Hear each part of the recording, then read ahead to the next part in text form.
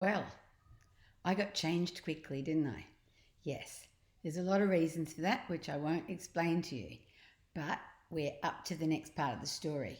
And so we were talking about Greta Greed, and she lived high on a hill overlooking the whole island, squatted Kitty Litter Castle, a huge medieval fortress that the lady called home. It was a world away from the tiny cottage that Ned shared with his family. Greta Greed lived there alone, which is how she liked it. Her only company was 101 cats. Those cats were fearsome beasts. She had them to scare little children away. The lady loathed children. Loathed means hated. Especially her poor nephew Ned. Aunt Greta never did a thing to help him.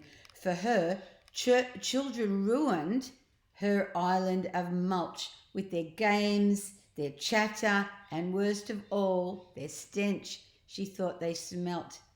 Aunt Greta should be the last person to complain about a smell, as she stank of cat pee. Blah. Because Auntie Greta owned the entire island, she had power over all those who lived there.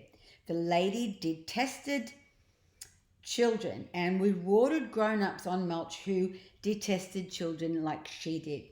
One such man was Sir Walter Roth, who we already looked at. He was a nasty old wretch, and greed had made him the headmaster of the only school on the island, the Mulch School for Revolting Children. The only thing that gave Roth pleasure was expelling children from his school, and like so many others, Ned had suffered that fate. There was one toy shop on the island. Greed had given care of it to twin brothers, Edmund and Edmond Envy, who named the shop Envy's Emporium, but it was nothing more than a front for terrorizing children. Ned had a particularly nasty time when he'd last visited. Another resident of Mulch was Madame Silenzio Sloth. The lady was supposed to be a piano teacher, but she was too lazy to teach children anything. Sloth was a virtuoso of cruelty. Ned had the misfortune of being one of her children, and when he dared to complain, all hell broke loose. You see, whoops, there's Envy's Emporium. Well, I can't get that properly. Envy's Emporium with the two twins, Edmund and Edmond. And then over there is the the place that we just talked about, whatever that was. Captain Pride was an uptight ex-soldier that Greed had appointed as Mulch's park keeper. Captain ensured that no one could ever enjoy the island's only public park, especially not little people like Ned. Ice cream sellers Glenn and Glenda Glutton made sure children never got to enjoy an ice cream ever. The married couple zoomed around the island in their van looking for children to rob.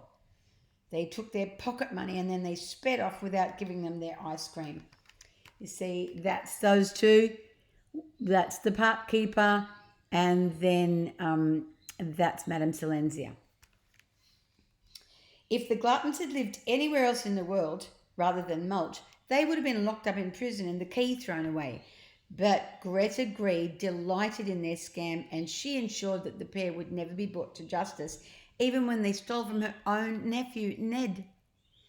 So this little island was home to a large number of horrible grown-ups. But there was a child on the island who was probably as bad, and poor Ned was related to her. It was his sister.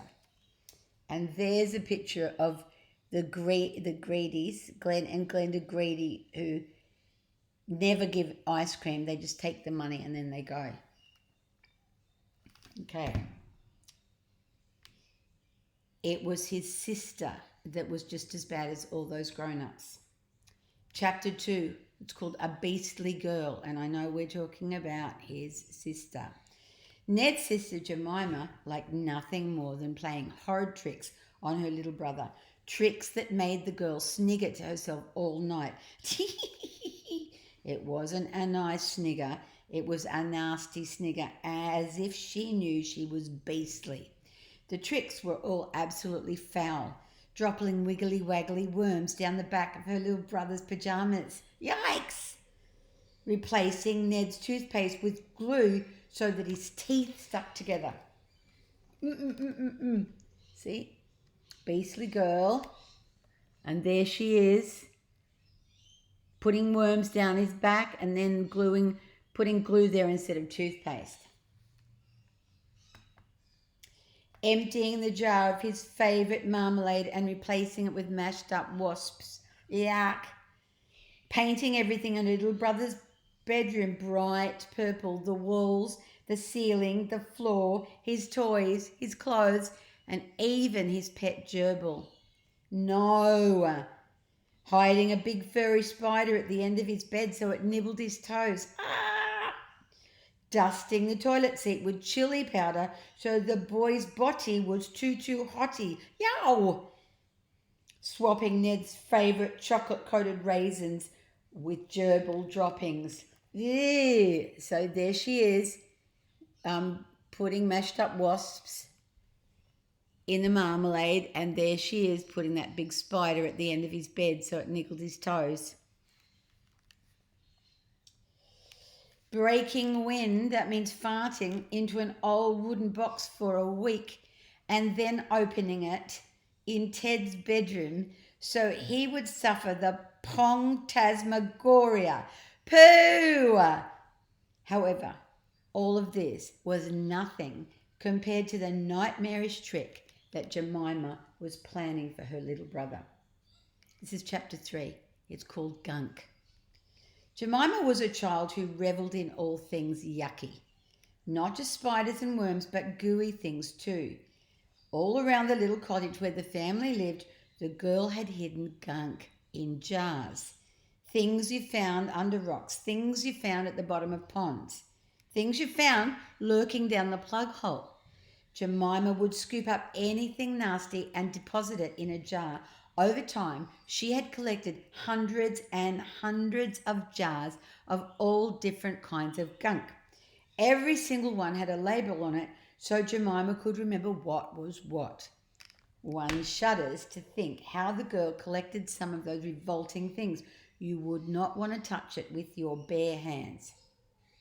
Look, they're called things like badger snot and snail trail and frog spawn and rotten eggs and toenail grot, underarm sweat, old man's phlegm, pigeon poop, foot cheese, slippery sludge, jellyfish,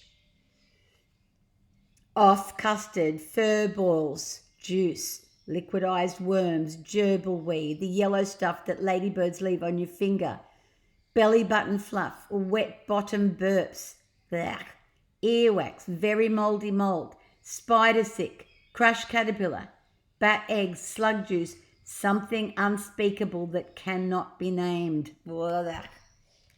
At the bottom of the wardrobe, every wardrobe and every cupboard under the floorboards, there was jars and more jars. Jemima was stockpiling them in the family cottage as she wanted to play a humongous trick on her little brother. A trick that would make him scream the house down. Ah! Like that. A scream that would echo all over the island of Mulch forever. Jemima would snigger to herself to sleep as she thought about her devilish plan. She said, there was just one problem. Her little brother was onto her. Chapter 4, Bogies Under the Bed. Ned found the jars.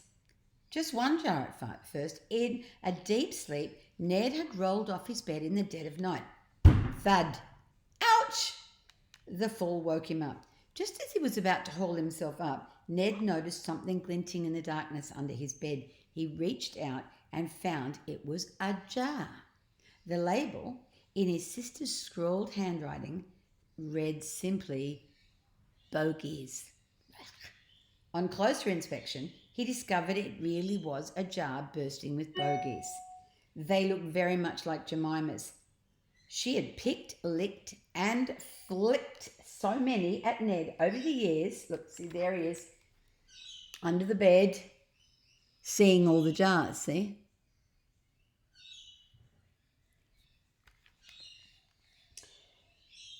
So many years that he could recognise them in any lineup in an instant. Hers were always a brownish shade of grey. Ugh. At once, Ned knew his wicked sister was up to something. But why had she hidden the bogies in a jar under his bed? Lifting up the sheets, he saw that this was just one of what might have been hundreds of jars under there, each one containing something more disgusting than the last.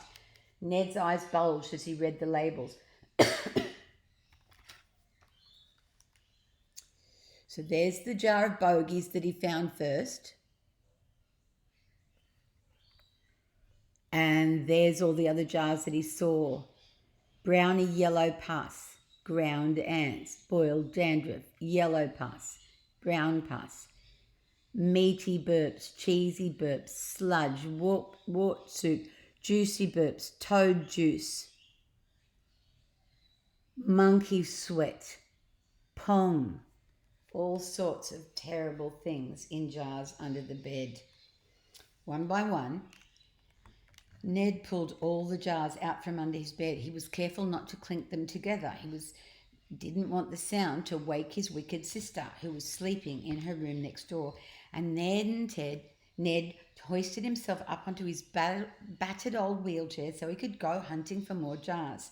One good thing about getting around on wheels is that you can glide silently and undetected, which means nobody knows you're coming. As long as you don't bump into the furniture, donk like that, or run over a cat. Meow! Ned rolled past his sister's bedroom and headed into the living room. Now, thought Ted, where would be good hiding places? It turned out everywhere. There were jars and more jars of yucktastic stuff hidden all over the room. Under the sofa, you can see that, under the sofa, behind the curtains, on top of the bookshelf, in the sideboard, under the cushions, behind the plant pot, inside the lampshade, under the coffee table. Whoops. The same was true of the kitchen and the hallway. Rolling past the boiler cupboard, Ned heard gurgling. Gurgle, fergle, durgle.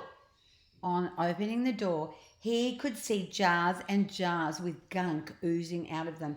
The heat from the boiler must have made the gunk expand. It was a wonder that one of the jars hadn't exploded. Once again, all the jars were labelled, each one full of something more puzzling than the last. What was all this stuff?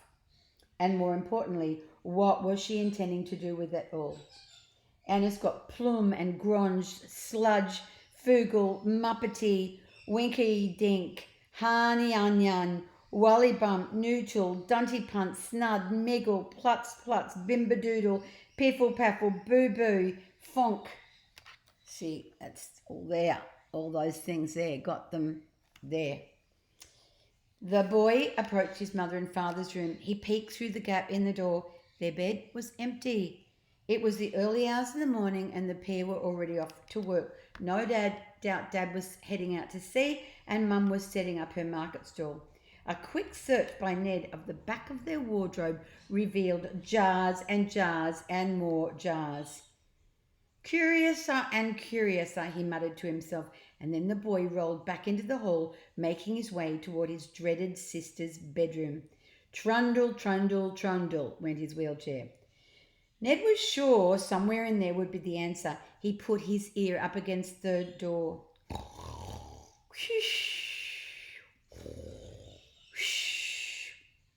Jemima was fast asleep, snoring like a steam train.